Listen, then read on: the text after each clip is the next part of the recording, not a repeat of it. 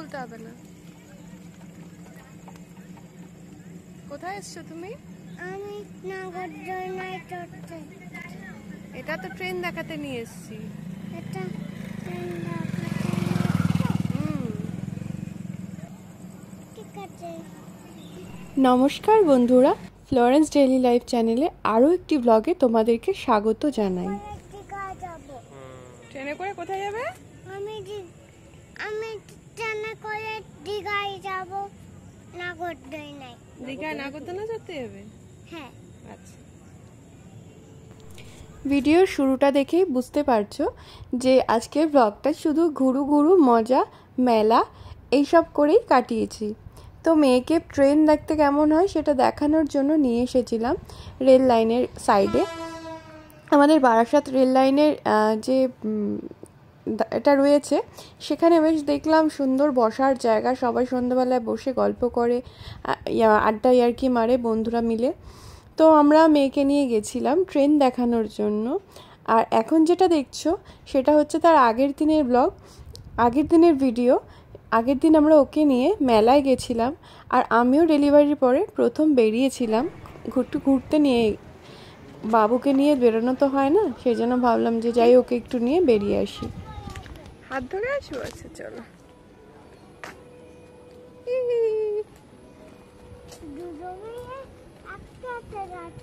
দুজনেই একসাথে যাচ্ছি মামা পাপার হাত ধরে। পুচকুটার এই আধো আধো কথাগুলো শুনতে এতই ভালো লাগে যে ওর কথাগুলোকে বাদ দিতে ইচ্ছা করে না।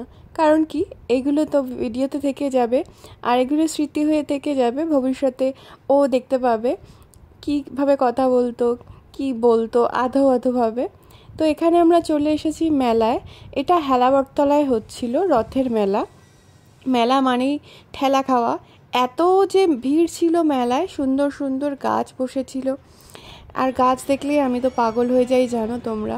ছিল বাচ্চাদের মন কাড়ার মতো অসংখ্য খেলাধুলার জিনিস, ওই বাবলস, বেলুন, মানে কি ছিল না।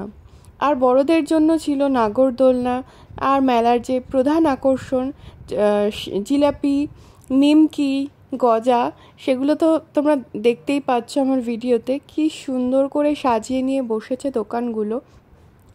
যদিও আমি বহু বছর পরেই মেলাতে গেলাম, পুচকুটাই নাগরদোলনায় উঠবে করে এত বায়না করছিল কয়েকদিন ধরে, কয়েকদিন না কয়েক মাস ধরে বলতে পারো। তো সে লাস্ট চড়েছিল বকখালিতে গেছিলাম আমরা, ওখানে গিয়ে।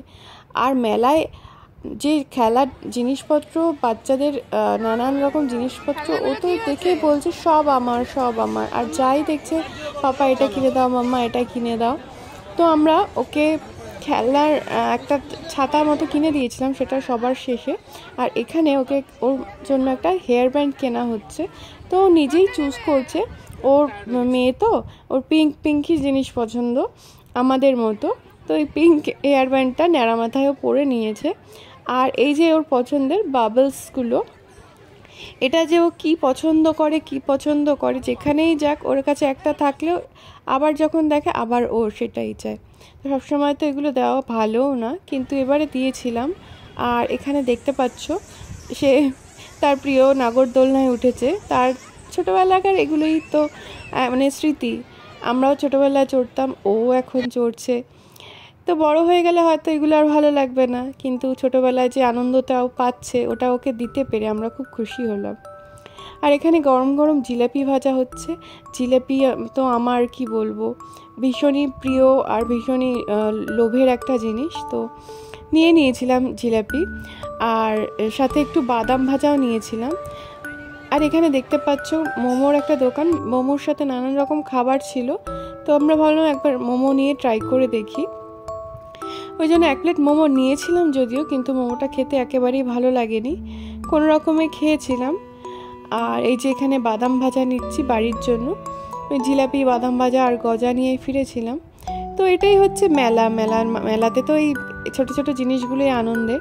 এই যে ছোট্ট একটা ছাতা পেয়েছে, আর এটাতে লাইট জ্বলে। তো সারাটা রাস্তা যেখানে অন্ধকার ছিল, এই ছাতাটা লাইটটা জ্বালাতে এসেছিলো যে এটা নাকি ওকে আলো দিচ্ছে। দেখতেই পাচ্ছ বাবার হাত ধরে যাচ্ছে। আর ফেরার সময় আমার ছোট পুচকুটার জন্য একটু ফর্মুলা মিল্ক কেনার জন্য এখানে আমাদের সামনে যে অ্যাপোলোটা রয়েছে ওষুধের দোকান, সেখানেই গেছিলাম আর বাবুর জন্য ফর্মুলা মিল্কটা কিনে নেওয়া হয়েছিল।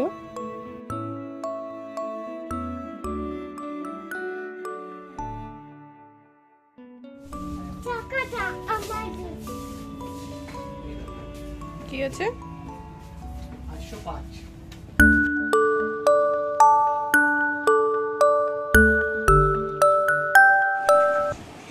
এই যে দেখো লেদা পোকা চুপচাপ এখন ভিজে বিড়াল হয়ে শুয়ে আছে, চুপচাপ, নড়ছে না চড়ছে না, জানে কিছু জানে না।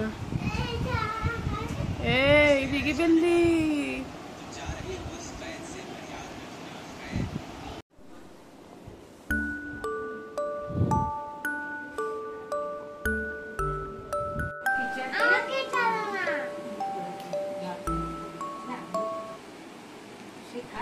আর এখানে আমার মেজো মামা মেজো মামি এসেছে চুটকুগুলোকে দেখতে, আর তারাও অনেক গিফট জামা কাপড় নিয়ে এসছে।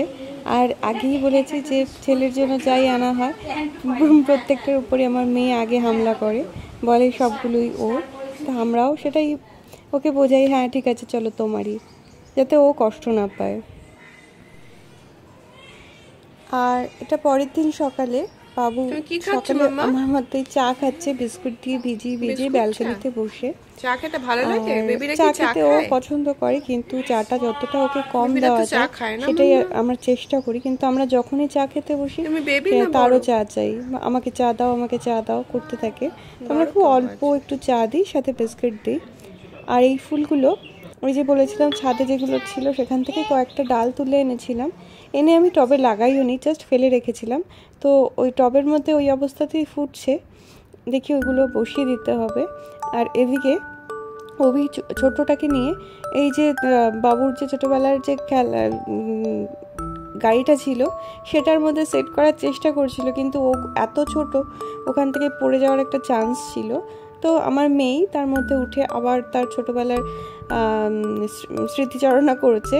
আর এখানে দেখতে পাচ্ছ একজন কাঁদছে আর একজন খেলছে, এইভাবেই চলছে আমাদের জীবন।